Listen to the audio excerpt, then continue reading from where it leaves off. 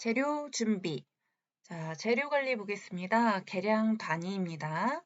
자, 가장 기본적인 내용들이죠. 실기할 때도 필요한 내용이에요.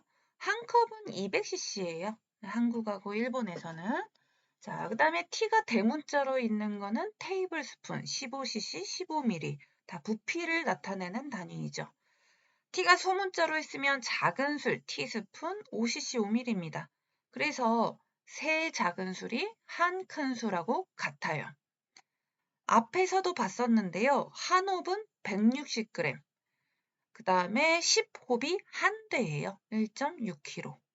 그 다음에 한 말은 10대. 자, 그리고 서울에서는 5홉을 한 대라고 하는 경우도 있어요. 이게 소도 한 대, 대도 한 대, 조금씩 다를 수 있어요. 지역별로 다르다고 그랬습니다.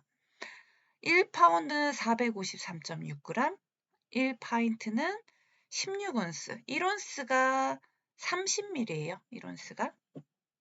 1쿼터는 32온스, 1개런은 128온스, 온즈, 온스라고 얘기합니다. 이런 계량 단위는 참고로 알고 계시고, 계량법도 시험에 한 번씩 나옵니다. 밀가루를 꾹꾹 누르면 사람의 힘이 다 다르기 때문에 많이 들어갈 수도 있고 적게 들어갈 수도 있겠죠. 그래서 채로 쳐서 수북하게 담고 편편하게 깎은 것을 얘기합니다. 누르거나 흔들지 않은 것이요. 지방이나 버터, 마가린 같은 거는 중간중간 공기가 차 있을 수 있잖아요. 그래서 이거는 또 꼭꼭 눌러 담아야 됩니다. 그러니까 눌러 담는가, 그냥 수북하게 하고 편편하게 깎는가, 이런 차이점이 있고요. 흑설탕은 약간 지방처럼 단단해요. 그래서 꼭꼭 눌러 담고, 액체는 이렇게 물엿이나 꿀 같은 거는요, 계량컵에다 계량하는 게 가장 바른 방법, 또는 무게로 재는 게 가장 바른 방법. 그 다음에 뭐 이렇게 비커라든지 어디 컵에다가 이렇게 담았어요. 액체를 담으면 볼록 이렇게 올라와요. 살짝 옆에서 보면은. 그러면 눈으로 이 부분을 보는 게 아니라 이 아랫부분을 눈과 같은 높이로 봐야 된다, 이 뜻입니다. 이거 눈이에요. 그렇게 해서 투명 컵에 계량하는 것이 편하다라는 것이에요. 자, 그다음 저울을 저희 떡 제조 기능사에서 사용을 하죠. 개인 준비물이고요. 그다음 편편한 곳에 맞추셔야 되고, 그다음에 0점 맞추고 쓰시면 됩니다. 당연한 거죠. 그다음에 뭐 A4 용지든 그다음에 컵이든 이렇게 놓고 쓴단 말이에요. 그럼 다시 0점을 맞추고 계량하셔야 돼요. 그냥 그대로 마이너스 플러스 하시면 나중에 오류가 발생할 수 있으니 0을 맞추고 계량하시기 바랍니다. 자, 우리 떡 만들 때 주재료가 뭔가요? 보통 맵쌀, 찹쌀이죠. 이런 문제도 나온 적이 있어요. 떡 만들 때 주재료가 무엇인가? 그럼 맵쌀, 찹쌀. 자, 이런 맵쌀, 찹쌀 가루를 준비를 하려면 뭐 요즘은 인터넷에서 살 수도 있고요. 그다음 방앗간에서도 살 수가 있는데, 나는 한번 공부하는 김에 직접 불려서 빻는 거를 한번 경험해 보고 싶다 그러시면 집에서 이렇게 불려보세요. 맵쌀을 충분히 씻어서 불리세요. 예, 이렇게 충분히 씻어서 불리고, 그다음 물기를 빼서 그다음에 떡집에 갖고 갑니다. 그러면 사실 떡집에서는 소금과 물을 적당량 넣어주는데, 우리가 직접 그 기계를 만질 수는 없어요. 그리고 시험은 소금을 넣지 말고 빻아주세요 라고 얘기를 하셔야 돼요. 여기서는 소금을 보통 넣는 레시피로 적어놨어요. 이론상에는 원래는 소금을 넣어서 빻거든요. 호렴이기 때문에 그거를 쌀가루에 넣으면 잘 녹지 않을 수 있어요. 시험은 소금을 개인이 넣으셔야 되는 거고. 그렇게 해서 이제 소금을 넣고 롤러로 빻아요. 처음에는 12시 방향으로 해서 소금을 넣고 빻아줍니다. 첫 번째는 소금이에요. 그 다음 두 번을 빻아요, 맵쌀은. 그럼 두 번째에는 물을 넣고 빻아줘요. 그러니까 이거를 내가 직접 해볼 수는 없겠지만 떡집 사장님이 뭐를 넣나 이렇게, 그다음 레버는 어느 방향으로 돼 있나 한번 관찰해 볼 수 있겠죠. 자, 그다음에 찹쌀은요, 역시나 똑같이 씻어서 충분히 불리고 충분히 불리는 게 호화가 잘 돼요. 그리고 이때 찹쌀은 한 번만 빻아요. 왜냐면 여러 번 빻으면 떡이 안 익을 수 있으니까. 그래서 소금과 물을 동시에 넣어줍니다. 이런 문제도 필기시험에 나올 수 있어요. 그리고 이제 집에서 부재료나 이런 거 준비해서 도구 준비해서 떡을 만들어주는 거죠. 자, 그래서 이 준비 파트는 뭐 별거 내용이 없지만 시험에 다 나올 수 있는 부분입니다. 자, 재료의 전처리 보겠습니다. 전처리도 시험에 나오죠. 쌀은 너무 박박 씻으면요, 비타민 B1의 손실이 있어요. 그래서 가볍게 두세 번 씻는 건데, 근데 이제 떡을 할 때는 5회 정도는 씻어라 라고 얘기를 합니다. 그 다음에 이파리 있는 채소들은 보통 뭐 기생충, 농약 이런 거에 염려 때문에 중성세제를 타서 흐르는 물로 4번, 5번 여러 번 씻는 게 좋고요. 뿌리 채소들은 흙이 많죠. 그래서 부드러운 솔로 흙 제거하고 씻어주시고, 말린 식품이라는 거는요, 항상 씻어서 불리는 거예요. 불리고 씻으면 그 지저분한 거 다 어디로 가겠어요? 같이 불려지는 거지. 그러니까 항상 씻어서 불리는 거예요. 그래서 우리 호박거지, 그 다음에 또 뭐가 있을까요? 뭐 어쨌든 그런 것들을 불릴 때도 씻어서 불리는 거고요. 치자를 물에 담글 때도 씻어서 물에 담그는 거예요. 그러니까 항상 씻어서 불리셔야 됩니다. 자, 그 다음에 콩. 우리 서리태 사용하죠. 이거 집에서 연습할 때 씻어서 가볍게 헹구세요. 너무 팍팍 씻어버리면 껍질 다 벗겨져요. 2시간 이상이라고 돼 있지만 실제로는 풋콩이면 그냥 삶아도 되고 묵은 콩이면 뭐 12시간도 불려요. 그렇게 해서 콩마다 달라요. 15분 정도 삶을 수도 있고 어떤 거는 이렇게 3분 정도만 삶기도 합니다. 팥은 안 불려도 돼요. 그러니까 불리는 분들도 있어요. 네, 근데 불리면 색이 곱지 못해요. 그래서 그냥 바로 불리지 않고 삶으시면 되고, 그 다음 처음 팥 삶은 물은 버리고, 두 번째 물부터 푹 삶는 겁니다. 30분으로는 좀 부족할 수 있어요. 화력에 따라 다르겠지만, 그래서 만약에 고물용으로 쓴다 그러면 40분까지, 또 푹 으깨서 앙금으로 쓴다 그럼 50분 정도도 하기도 합니다.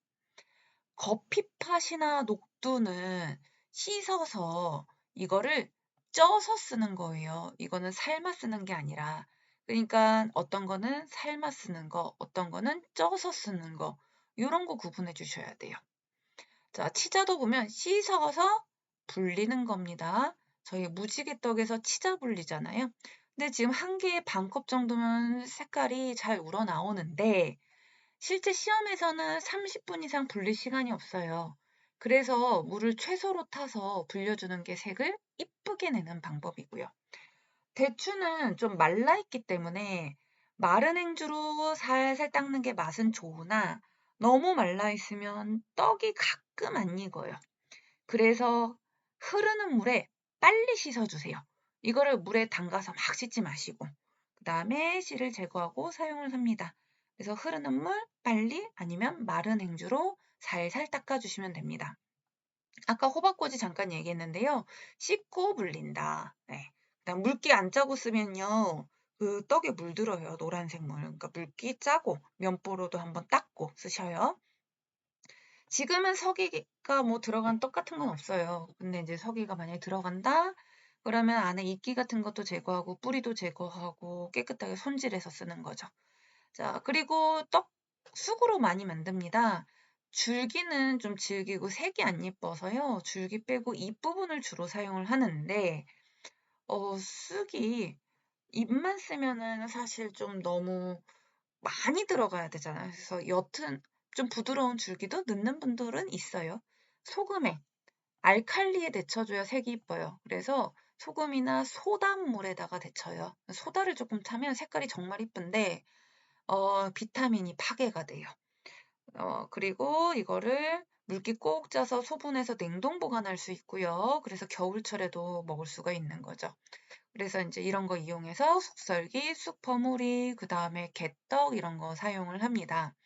근데 이제 이 설기나 버무리를 할 때는 데치지 않고 그냥 날쑥과 쌀가루와 버무려서 찌는 거예요. 그거 정말 한철 딱 봄에만 먹을 수 있고 개떡은 데친 걸로도 쓸 수가 있습니다. 이런 전처리 방법 이거 다 알아야 되겠는데요. 시험에 다 나올 것 같아요. 네. 자, 전처리도 모두 다 꼼꼼하게 봐주시기 바랍니다. 자, 고물 만들기 보겠습니다. 2022년부터요, 고물 만들기 부분이 시험에 나오기 시작합니다. 자, 찌는 고물. 자, 여기는 보면은 이렇게 찌는 고물. 자, 그리고 삶는 고물. 또 볶는 고물. 이렇게 나눠져요. 이 고물을 어떤 분류에 들어가는지 아셔야 돼요. 예, 녹두는 찌는가, 삶는가. 녹두는 찌거든요. 경험이 있으신 분들은 그냥 이해가 될 텐데 경험이 없는 분들은 암기가 처음엔 필요합니다. 자, 먼저 찌는 고물을 한번 보면 자, 흰팥 고물, 자, 거피팥, 동부 이렇게 해서 인절미나 경전의 겉 고물로 쓰는 것들은 보통 쪄서 만들어요. 그러니까 찜기에 동부를 넣고 충분히 15분, 20분 정도 찐 다음에 만약 수분이 많으면 팬에다가 수분을 날리면서 볶아서 사용을 합니다. 녹두도 마찬가지고요. 그래서 이런 거는 이제 물에 삶아버리면 너무 질어져요. 그래서 한번 쪄서 사용을 해요. 우리 콩도 콩설기에 삶을 수도 있고 찔 수도 있잖아요. 근데 흰팥, 녹두, 그 다음에 일부 콩고물들은 이렇게 쪄서 사용할 수 있다라는 겁니다. 그래서 이제 그렇게 고물을 만들 때는요, 요 만드는 방법을 보면은 좀 더 이해가 쉬울 거예요. 씻어서 불려요. 씻어서 충분히 불려요. 그래야지 금세 쪄지죠. 만약 30분만 불리고 찌면은 시간이 너무 오래 걸려요. 근데 녹두 같은 거는 껍질이 있어요. 겉에 약간 녹색깔 같은 껍질이 있거든요. 그걸 비벼서 씻어서 껍질을 벗기는데 계속 새로운 물을 갈면 녹두 맛이 다 날아가요. 그래서 그 물을 버리지 말고 껍질만 버리고 또 그 물 다시 씻어서 비벼 쓰고 또 껍질만 버리고 이렇게 여러 번 반복을 하는 거예요. 같은 물로. 조리개로 건질 수가 있고 이때 그 다음에 그냥 채로 왔다 갔다 하는 거죠. 그래서 이 껍질 벗기는 게 생각보다 시간이 오래 걸려요. 그리고 기모른 찜통에 이때 마른 면보 하면은 다 들러붙고 면보가 탈 수도 있기 때문에 젖은 면보를 깔고 충분히 푹 무르게 30분을 찌든 40분을 찌든 충분히 찝니다. 만약 충분히 안 찌죠? 절구로 잘 안 빠져요. 충분히 찌고 소금을 넣으면서 간을 이때 맞추는 거예요. 찐 거는 나중에 간 맞추는 거예요. 절구로 빻아요. 그럼 되게 고와지겠죠? 그러면서 그래도 쪘다고 수분이 들어가서 볶으면서 수분을 날려요. 그 다음에 우리 고물은 제가 굵은 채에다가 내린다고 그랬습니다. 굵은 채에 다른 이름이 있었잖아요. 어레미. 네. 어레미에다가 고물들은 내려주는 거예요. 이런 거 시험에 많이 나왔다고 그래요. 뭐 녹두 씻는 방법에 대해서, 그 다음에 이걸 찌느냐, 삶느냐, 어떤 채에 내리냐, 이런 거 시험에 나왔다고 하니까요. 요 자세한 과정, 공정들을 기억을 하셔야 됩니다. 자, 그 다음에 이렇게 대용량으로 만들 때에는요, 이걸 언제 하나하나 빻고 있어요. 그래서 롤러로, 그 다음에 냉각팬 이용해서 이렇게 간단하게 만들어요. 롤러로 이렇게 빻아주고 그냥 그 다음에 식혀야 되니까. 왜냐면 뜨거운 상태로 그대로 보관하면 유통시킬 때 상할 수 있거든요. 그래서 냉각팬 이용해서 식혀주고 그 다음에 이런 것도 어레미 이용해서 굵은 채 이용해서 균일하게 하고 그 다음 대용량 할 때는 표시사항 표기해야 되고요. 그래서 이렇게 대용량 할 때랑 소용량 할 때랑 조금 방법이 다르긴 한데 두 개의 차이점은 찐다는 거죠. 네, 찌고 그다음 굵은 채로 내린다는 거. 이런 방법 알고 계시면 좋고요. 그다음에 어떤 거를 찌느냐. 흰파, 커피파, 동부요. 그다음 녹두요. 찐 콩고물 이런 거 네, 기억을 하셔야 됩니다. 자, 그 다음에 삶는 고물. 우리 팥시루떡 있죠? 예. 그 팥을 찌나요? 삶아요, 다들. 첫물은 버리고, 예. 사포닌 때문에 첫물 따라 버리고, 두 번째 물부터 충분히 삶아줍니다. 자, 그리고 나서 뜸을 들이면 밥처럼 더 맛있죠. 떡도 그렇고, 이런 콩팥 이런 것도 다 뜸 들이면 좋긴 해요. 자, 그 다음에 팥을 아주 곱게 만들면 그걸 경압가루라고 얘기를 하거든요. 경압가루. 자, 그렇게 해서도 체에 내려 쓸 수도 있고요. 그다음 팥 시루떡이 완전 곱진 않잖아요. 그런 거는 그냥 대강 찧어서 만들기도 합니다. 그래서 지금 보면 팥은 뭐 한국 사람들 정말 많이 먹어요. 이렇게 팥고물로도 쓸 수가 있고, 속에 넣는 앙금으로도 쓸 수가 있고, 그 다음에 가루로도 쓸 수가 있습니다. 그래서 이 어떤 거에 쓰느냐에 따라 공정도의 차이가 있는데 이건 똑같죠. 씻고, 수세하고, 삶고, 그 다음부터가 다르네요. 삶고, 식혀서 대강 빻아서 고물로도 쓸 수 있고 통팥 해서 그대로 쓸 수도 있어요. 그 다음에 이거를 곱게 갈거나 빻아서 한번 체에 어레미에 거르고 그 다음에 물과 설탕을 집어넣어서 졸여서 달달하게 만드는 파당금. 그래서 빵에도 넣을 수 있고 그 다음에 떡에도 넣을 수 있습니다. 그 다음에 또 체에 걸르고 또 물 집어넣어서 볶아서 완전 가루로 쓰는 거예요. 그게 이제 파당금 가루, 경합가루라고 얘기하는 것입니다. 자, 그 다음에 이제 볶는 고물을 보면은 저희 인절미 할 때, 그리고 그 경단할 때 볶은 콩고물 쓰잖아요. 그거는 씻어서 불린 게 아니에요. 흰 콩, 대두라는 거를요, 그냥 마른 팬에 볶아요. 집에서 하면 마른 팬인 거죠.